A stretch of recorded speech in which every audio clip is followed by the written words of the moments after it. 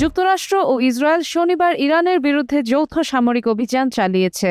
রাজধানী তেহরান সহ ৬টি শহরে হামলার পর মার্কিন প্রেসিডেন্ট ডোনাল্ড ট্রাম্প কঠোর বার্তা দেন।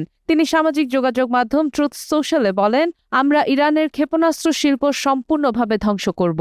আমাদের সামরিক বাহিনী একটি বড় চলমান অভিযান শুরু করেছে যাতে ইরান আমেরিকা ও আন্তর্জাতিক নিরাপত্তাকে হুমকি দিতে না পারে। ট্রাম্প আরও বলেন, ইরানের নৌবাহিনী এবং সন্ত্রাসী সহযোগীদের কার্যক্রম বন্ধ করতে বাধ্য করা হবে যাতে তারা বিস্ফোরক ব্যবহার করে মানুষের জীবন নাশ করতে না পারে। তিনি জোর দেন, ইরান কখনো পারমাণবিক অস্ত্র অর্জন করতে পারবে না। বিপ্লবী গার্ডদের উদ্দেশ্যে তিনি বলেন, অস্ত্র সমর্পণ করলে নিরাপত্তা দেওয়া হবে, না হলে মৃত্যুর মুখোমুখি হতে হবে।